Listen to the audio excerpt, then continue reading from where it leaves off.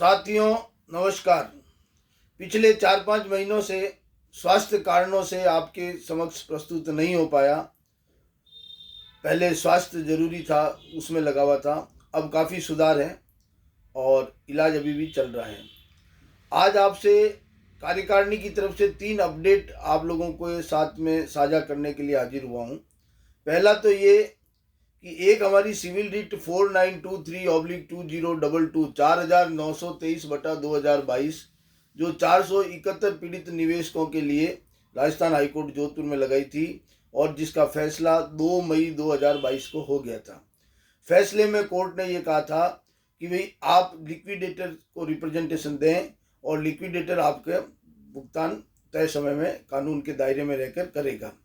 Liquidator से व्यक्तिगत रूप से संपर्क करने के बाद भी, बार बार संपर्क टेलीफोन से करने के बावजूद भी लिक्विडेटर के यहाँ किसी तरह की कोई कार्रवाई नहीं हुई, तो हमने ये फैसला लिया कि अब इसको एक नोटिस भेज के इसके ऊपर एक कंटेम्प्ट ऑफ कोर्ट की कार्रवाई की जाए। तो अभी 12 मार्च 2024 को लिक्विडेटर के खिलाफ कंटेम्प्ट ऑफ कोर्ट की एक पिटीशन हमने दायर की है राजस्थान हाई कोर्ट जोधपुर के अंदर। तो ये आपके ध्यान में रहे, इसलिए ये आपको बता रहे हैं।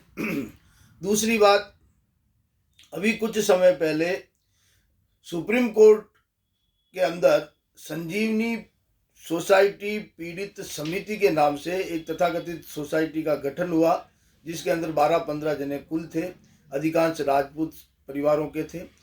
इन लोगों ने एक SLP पिटीशन सुप्रीम कोर्ट में लगाई थी कि संजीवनी का जो मैटर है, संजीवनी का जो मामला है वो CBI को ट्रांसफ़र किया जाए। लेकिन सुप्रीम कोर्ट ने उनको सुना, सुप्रीम कोर्ट ने हमें भी सुना, हमने भी उसमें हम भी उसमें पार्टी बने थे और हमारे भी वकील वहाँ प्रस्तुत हुए थे।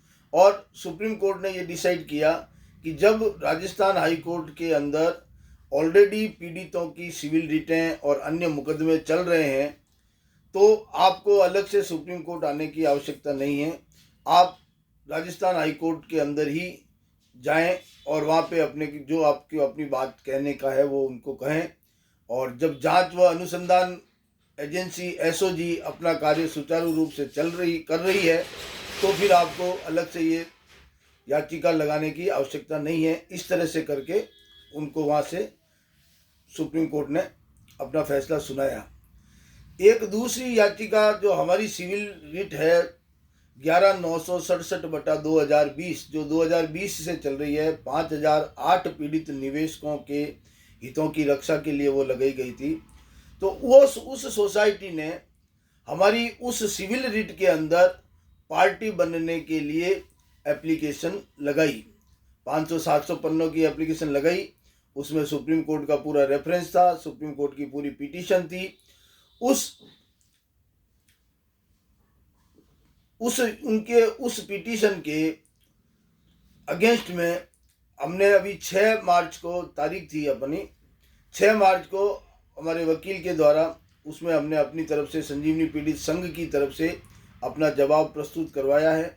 और उसमें जवाब में हमने उनको ये बताया है हाई कोर्ट को कि साहब सुप्रीम कोर्ट ने इनको अलग से मुकदमा दर्ज करने के लिए जब आदेश दे दिया राजस्थान हाई कोर्ट के अंदर, तो जो ये हमारी सिविल रिट चल रही है उसमें किसी भी तरह से कोई इनकी एंट्री ना हो तो उचित है। देखते हैं कोर्ट क्या फैसला करता है। ये हो गई दूसरी बात।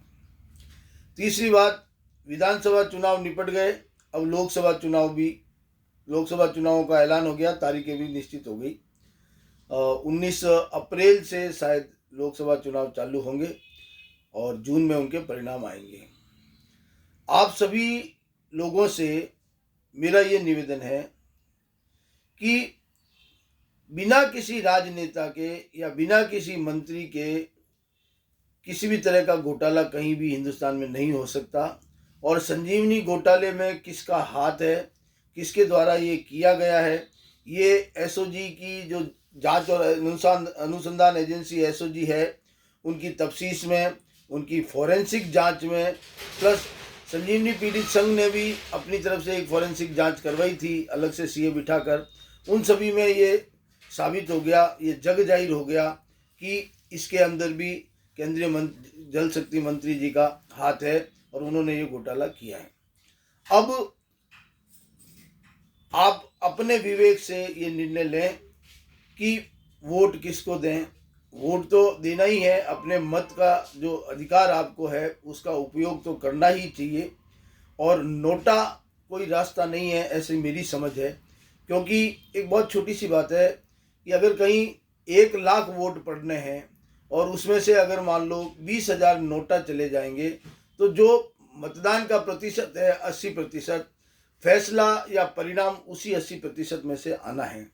तो अपना मत क्यों व्यर्थ करें आप। हाँ, जो जिम्मेदार हैं इस घोटाले के, उनको वोट नहीं दें।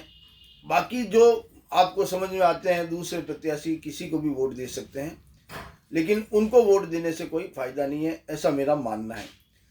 अभी आगे और क्या कुछ कर सकते हैं, क्या नहीं कर सकते हैं, वो भी मंथन चल रहा है।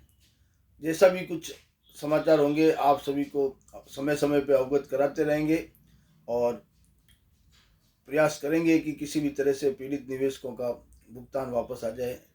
ऐसा हमारा मानना है, ऐसी हमारी सोच है। धन्यवाद, नमस्कार।